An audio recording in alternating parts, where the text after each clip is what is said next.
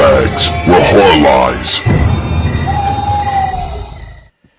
Hey guys, Rob from Georgia here, and I am your Wednesday reviewer for BodyBags.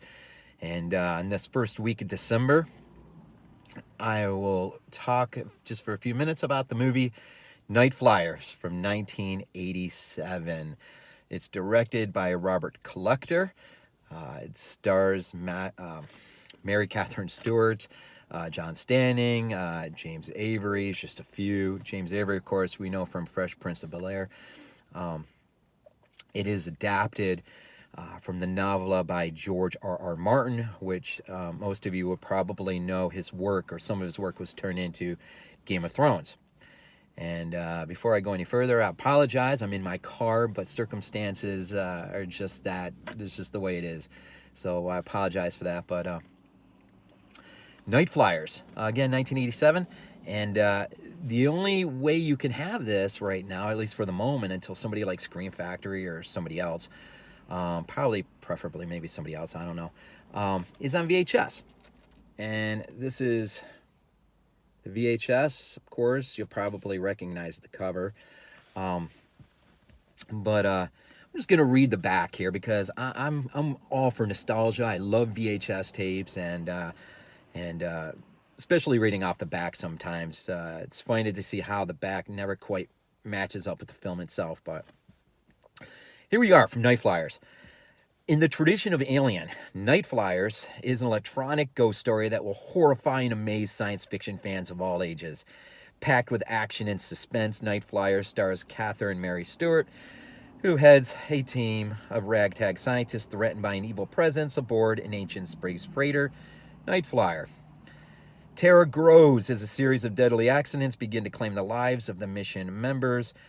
Rock stars Michael Desbars makes his screen debut as a tormented telepath who's the crew's only hope to save them from their terrifying destiny.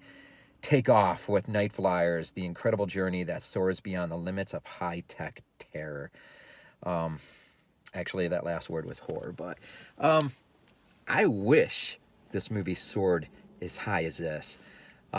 It's not bad, though. I mean, it's interesting. At the beginning of the film, as the crew is arriving at the spaceport, I think it's the Avalon spaceport, to get on the ship, it's really headed by a professor he's been studying for years. I can't remember if it was like 20 years or something. But he's in search of this intelligent entity, and he believes exists out there. And so he basically rents them a space freighter, which has some sketchy past at best, but it's cheap. And so they rent it, and he's got a crew, and they all sort of bring their own unique set of talents. Of course, the one I mentioned off the backs of this VHS box, the telepath, played by that rock star, Michael Desbars. And but this he's not the only one that can telepath. Apparently, they can mind read a little bit, depending on your class level of where you've attained to.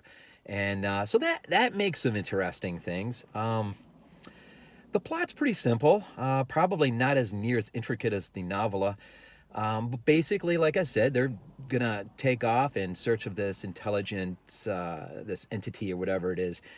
And but they don't get very far when it just seems that something else on the ship has decided that it's going to stand against the crew. And I don't know how much to give away. It's not like that mind-blowing. But I guess I say this, the space captain who you are introduced to only by hologram. We come to find out that there are reasons for this, but apparently the ship is guided by two forces. The captain, who we only see by hologram, at least for the first part of the film, and the presence on the ship that apparently was his, it's sort of weird. I guess it was his mother in a way, but there's been some cross-sex cloning or whatever. His purpose is to serve her, and but he never gets to because she dies. But she finds a way of putting her presence, somehow her spirit, into the mainframe of the ship. And so she is the one who really guides this ship. But a problem happens. The space captain decides he's been on the ship too long. And regardless of the consequences of what may or may not happen to him if he leaves the ship, he decides, and he makes this known to Mary Catherine Stewart, her character, he makes it well known that he wants to get off this ship. And let's just say Mother, it's funny, think of Alien 79, Mother does not want him to go anywhere. And so she basically, from that point on, sets herself against the crew members, or the passengers who are out there. So very, very, very quickly, you kind of forget about this intelligence that's out there somewhere, because now you've got a whole new problem. And so that really becomes the main, I guess, the main crux of the film. Now, in the very beginning, in terms of the special effects, really, I mean, for 1987, I mean, you can look to earlier science fiction films and just see that this is really, really subpar stuff. But there are moments when, at least visually speaking, it's pretty impressive. I mean, some of the sets that it looks like that they built are pretty impressive. The ship itself, at least when docked, looks pretty impressive. There's times when you see it in space that doesn't look so impressive. But some of the visuals inside the ship, I mean, it sort of harkens back to Blade Runner, Alien, maybe Outland, visually speaking. But they're reaching for this point, and they never quite get to that point. And it is a slow burn. It's very, very slow. But it's definitely worth...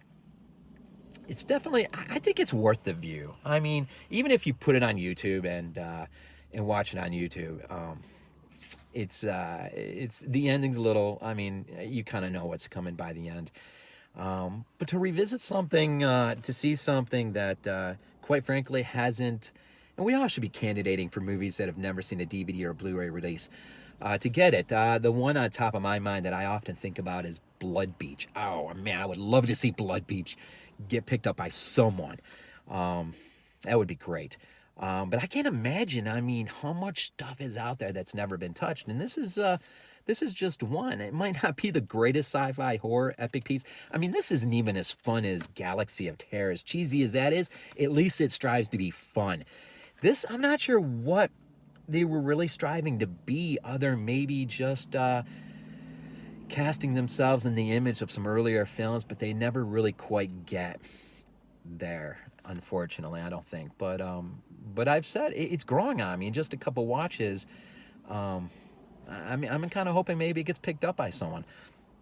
But anyways, so Nightflyers. I don't know what else I can say. I have a great chance to kind of cut this here and make this a little shorter than I've done the last few. But if you haven't seen it, never seen it, or it's been a very, very, very long time, and you can, if you ever see one in a thrift store, definitely pick it up for $1 or whatever. It's worth it. Watch it on YouTube, or at least be another voice out there for films that have never seen a DVD or Blu-ray release.